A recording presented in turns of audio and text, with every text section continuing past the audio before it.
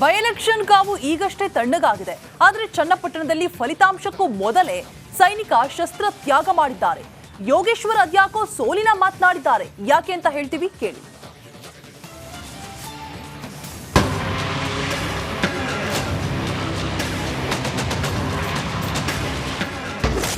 ರಿಸಲ್ಟ್ಗೂ ಮೊದಲೇ ಸೈನಿಕನಿಗೆ ಸೋಲಿನ ಭೀತಿ.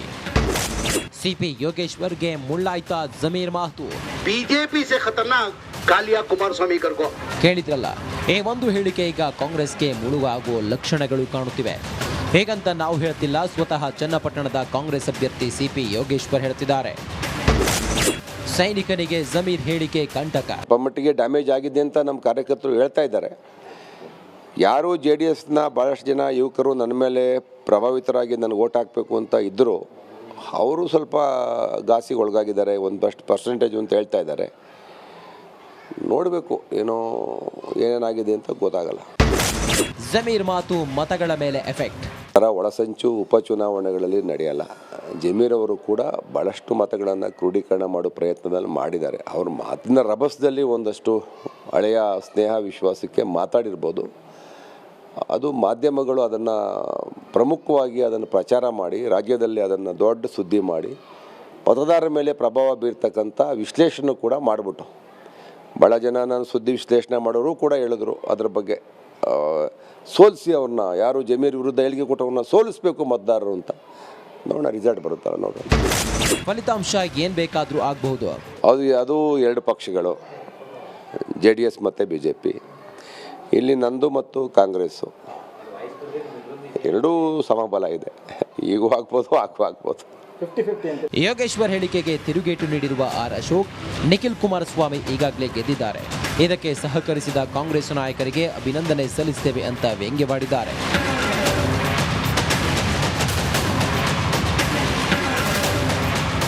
ಏನೇನಿದ್ರು ಈ 23ಕ್ಕೆ ಯಾರ ಕೊರಳಿಗೆ ವಿಜಯ ಮಾಲೆ ಅನ್ನೋದು ಕಾಯಬೇಕಿದೆ. ಅದಕ್ಕೂ ಮುನ್ನವೇ ಸೈನಿಕ ಶಸ್ತ್ರ ತ್ಯಾಗ ಮಾಡಿದ್ರ ಅನ್ನೋ ಅನುಮಾನ ದಟ್ಟವಾಗಿದೆ. Madeswamy, Republic Kannada, Ramanagara. By election ಕಾವು ಈಗಷ್ಟೇ ತಣ್ಣಗಾಗಿದೆ. ಆದರೆ ಚನ್ನಪಟ್ಟಣದಲ್ಲಿ ಫಲಿತಾಂಶಕ್ಕೂ ಮೊದಲೇ ಸೈನಿಕ ಶಸ್ತ್ರ ತ್ಯಾಗ ಮಾಡಿದ್ದಾರೆ. ಯೋಗೇಶ್ವರ್ ಅದ್ಯಾಕೋ ಸೋಲಿನ ಮಾತನಾಡಿದ್ದಾರೆ. ಯಾಕೆ ಅಂತ ಹೇಳ್ತೀವಿ, ಕೇಳಿ.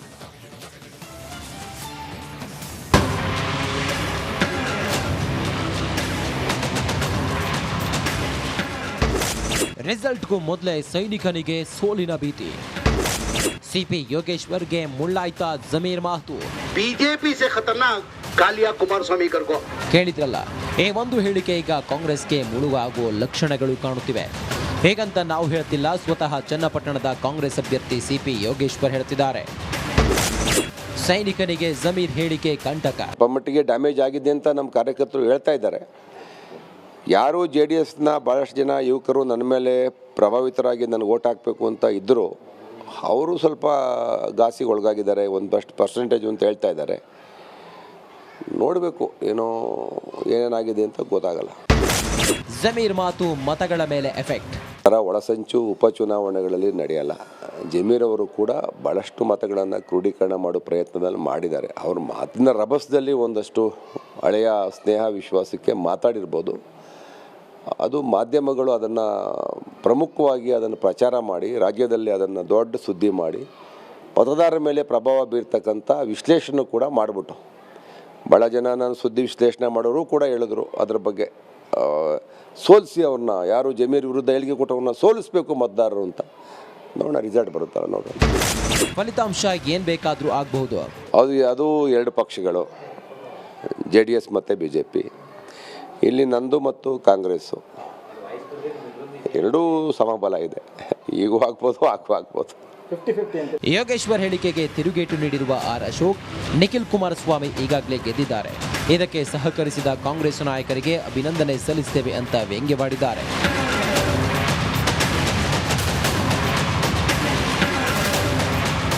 ಏನೇನಿದ್ರು ಈ 23ಕ್ಕೆ ಯಾರ ಕೊರಳಿಗೆ ವಿಜಯ ಮಾಲೆ ಅನ್ನೋದು ಕಾಯಬೇಕಿದೆ. ಅದಕ್ಕೂ ಮುನ್ನವೇ ಸೈನಿಕ ಶಸ್ತ್ರ ತ್ಯಾಗ ಮಾಡಿದ್ರ ಅನ್ನೋ ಅನುಮಾನ ದಟ್ಟವಾಗಿದೆ. Madeswamy, Republic Kannada, Ramanagara. By election ಕಾವು ಈಗಷ್ಟೇ ತಣ್ಣಗಾಗಿದೆ. ಆದರೆ ಚನ್ನಪಟ್ಟಣದಲ್ಲಿ ಫಲಿತಾಂಶಕ್ಕೂ ಮೊದಲೇ ಸೈನಿಕ ಶಸ್ತ್ರ ತ್ಯಾಗ ಮಾಡಿದ್ದಾರೆ. ಯೋಗೇಶ್ವರ್ ಅದ್ಯಾಕೋ ಸೋಲಿನ ಮಾತನಾಡಿದ್ದಾರೆ. ಯಾಕೆ ಅಂತ ಹೇಳ್ತೀವಿ, ಕೇಳಿ.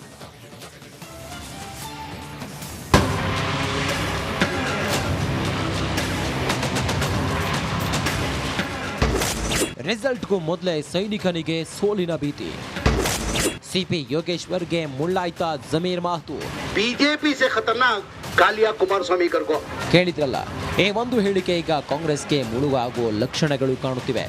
ಹೇಗಂತ ನಾವು ಹೇಳ್ತಿಲ್ಲ, ಸ್ವತಃ ಚನ್ನಪಟ್ಟಣದ ಕಾಂಗ್ರೆಸ್ ಅಭ್ಯರ್ಥಿ ಸಿಪಿ ಯೋಗೇಶ್ವರ್ ಹೇಳ್ತಿದ್ದಾರೆ. ಸೈನಿಕನಿಗೆ ಜಮೀರ್ ಹೇಳಿಕೆ ಕಂಟಕ. ಮಟ್ಟಿಗೆ ಡ್ಯಾಮೇಜ್ ಆಗಿದೆ ಅಂತ ನಮ್ಮ ಕಾರ್ಯಕರ್ತರು ಹೇಳ್ತಾ ಇದ್ದಾರೆ. ಯಾರು JDSನ ಭಾಳಷ್ಟು ಜನ ಯುವಕರು ನನ್ನ ಮೇಲೆ ಪ್ರಭಾವಿತರಾಗಿ ನನಗೆ ಓಟ್ ಹಾಕಬೇಕು ಅಂತ ಇದ್ದರು, ಅವರು ಸ್ವಲ್ಪ ಘಾಸಿಗೆ ಒಳಗಾಗಿದ್ದಾರೆ, ಒಂದಷ್ಟು ಪರ್ಸೆಂಟೇಜ್ ಅಂತ ಹೇಳ್ತಾ ಇದ್ದಾರೆ. ನೋಡಬೇಕು ಏನೇನಾಗಿದೆ ಅಂತ ಗೊತ್ತಾಗಲ್ಲ. ಜಮೀರ್ ಮಾತು ಮತಗಳ ಮೇಲೆ ಎಫೆಕ್ಟ್. ಒಳಸಂಚು ಉಪಚುನಾವಣೆಗಳಲ್ಲಿ ನಡೆಯಲ್ಲ. ಜಮೀರ್ ಅವರು ಕೂಡ ಭಾಳಷ್ಟು ಮತಗಳನ್ನು ಕ್ರೋಢೀಕರಣ ಮಾಡೋ ಪ್ರಯತ್ನದಲ್ಲಿ ಮಾಡಿದ್ದಾರೆ. ಅವ್ರ ಮಾತಿನ ರಭಸದಲ್ಲಿ ಒಂದಷ್ಟು ಹಳೆಯ ಸ್ನೇಹ ವಿಶ್ವಾಸಕ್ಕೆ ಮಾತಾಡಿರ್ಬೋದು. ಅದು ಮಾಧ್ಯಮಗಳು ಅದನ್ನು ಪ್ರಮುಖವಾಗಿ ಅದನ್ನು ಪ್ರಚಾರ ಮಾಡಿ ರಾಜ್ಯದಲ್ಲಿ ಅದನ್ನು ದೊಡ್ಡ ಸುದ್ದಿ ಮಾಡಿ ಮತದಾರರ ಮೇಲೆ ಪ್ರಭಾವ ಬೀರ್ತಕ್ಕಂಥ ವಿಶ್ಲೇಷಣೆ ಕೂಡ ಮಾಡಿಬಿಟ್ಟು ಭಾಳ ಜನ ನಾನು ಸುದ್ದಿ ವಿಶ್ಲೇಷಣೆ ಮಾಡೋರು ಕೂಡ ಹೇಳಿದ್ರು ಅದ್ರ ಬಗ್ಗೆ. ಸೋಲಿಸಿ ಅವ್ರನ್ನ, ಯಾರು ಜಮೀರ್ ವಿರುದ್ಧ ಹೇಳಿಕೆ ಕೊಟ್ಟವ್ರನ್ನ ಸೋಲಿಸಬೇಕು ಮತದಾರರು ಅಂತ. ನೋಡೋಣ ರಿಸಲ್ಟ್ ಬರುತ್ತಲ್ಲ, ನೋಡೋಣ. ಫಲಿತಾಂಶ ಏನು ಬೇಕಾದರೂ ಆಗಬಹುದು. ಅದು ಎರಡು ಪಕ್ಷಗಳು, JDS ಮತ್ತು BJP. ಇಲ್ಲಿ ನಂದು ಮತ್ತು ಕಾಂಗ್ರೆಸ್ಸು ಎರಡೂ ಸಮಬಲ ಇದೆ. ಈಗೂ ಆಗ್ಬೋದು, ಆಗ್ಬೋದು.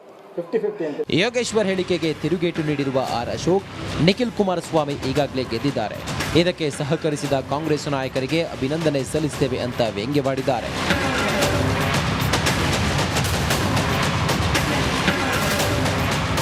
ಏನೇನಿದ್ರು ಈ 23ಕ್ಕೆ ಯಾರ ಕೊರಳಿಗೆ ವಿಜಯ ಮಾಲೆ ಅನ್ನೋದು ಕಾಯಬೇಕಿದೆ.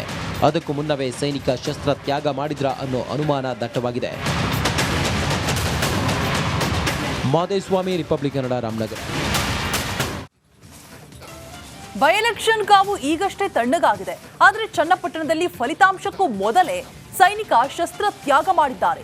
ಯೋಗೇಶ್ವರ್ ಅದ್ಯಾಕೋ ಸೋಲಿನ ಮಾತನಾಡಿದ್ದಾರೆ. ಯಾಕೆ ಅಂತ ಹೇಳ್ತೀವಿ, ಕೇಳಿ.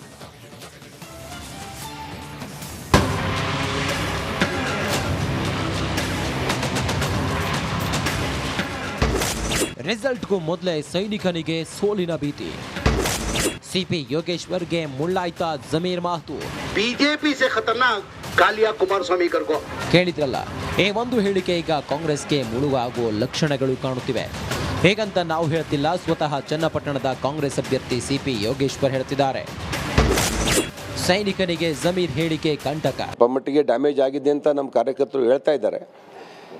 ಯಾರು JDSನ ಭಾಳಷ್ಟು ಜನ ಯುವಕರು ನನ್ನ ಮೇಲೆ ಪ್ರಭಾವಿತರಾಗಿ ನನಗೆ ಓಟ್ ಹಾಕಬೇಕು ಅಂತ ಇದ್ದರು, ಅವರು ಸ್ವಲ್ಪ ಘಾಸಿಗೆ ಒಳಗಾಗಿದ್ದಾರೆ, ಒಂದಷ್ಟು ಪರ್ಸೆಂಟೇಜ್ ಅಂತ ಹೇಳ್ತಾ ಇದ್ದಾರೆ.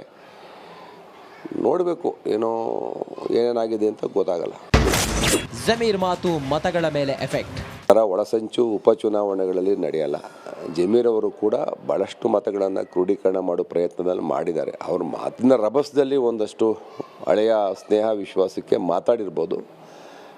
ಅದು ಮಾಧ್ಯಮಗಳು ಅದನ್ನು ಪ್ರಮುಖವಾಗಿ ಅದನ್ನು ಪ್ರಚಾರ ಮಾಡಿ ರಾಜ್ಯದಲ್ಲಿ ಅದನ್ನು ದೊಡ್ಡ ಸುದ್ದಿ ಮಾಡಿ ಮತದಾರರ ಮೇಲೆ ಪ್ರಭಾವ ಬೀರ್ತಕ್ಕಂಥ ವಿಶ್ಲೇಷಣೆ ಕೂಡ ಮಾಡಿಬಿಟ್ಟು ಭಾಳ ಜನ ನಾನು ಸುದ್ದಿ ವಿಶ್ಲೇಷಣೆ ಮಾಡೋರು ಕೂಡ ಹೇಳಿದ್ರು ಅದ್ರ ಬಗ್ಗೆ. ಸೋಲಿಸಿ ಅವ್ರನ್ನ, ಯಾರು ಜಮೀರ್ ವಿರುದ್ಧ ಹೇಳಿಕೆ ಕೊಟ್ಟವ್ರನ್ನ ಸೋಲಿಸಬೇಕು ಮತದಾರರು ಅಂತ. ನೋಡೋಣ ರಿಸಲ್ಟ್ ಬರುತ್ತಲ್ಲ, ನೋಡೋಣ. ಫಲಿತಾಂಶ ಏನು ಬೇಕಾದರೂ ಆಗಬಹುದು. ಅದು ಎರಡು ಪಕ್ಷಗಳು, JDS ಮತ್ತು BJP. ಇಲ್ಲಿ ನಂದು ಮತ್ತು ಕಾಂಗ್ರೆಸ್ಸು ಎರಡೂ ಸಮಬಲ ಇದೆ. ಈಗೂ ಆಗ್ಬೋದು, ಆಗ್ಬೋದು. ಯೋಗೇಶ್ವರ್ ಹೇಳಿಕೆಗೆ ತಿರುಗೇಟು ನೀಡಿರುವ ಅಶೋಕ್, ನಿಖಿಲ್ ಕುಮಾರಸ್ವಾಮಿ ಈಗಾಗಲೇ ಗೆದ್ದಿದ್ದಾರೆ. ಇದಕ್ಕೆ ಸಹಕರಿಸಿದ ಕಾಂಗ್ರೆಸ್ ನಾಯಕರಿಗೆ ಅಭಿನಂದನೆ ಸಲ್ಲಿಸುತ್ತೇವೆ ಅಂತ ವ್ಯಂಗ್ಯವಾಡಿದ್ದಾರೆ.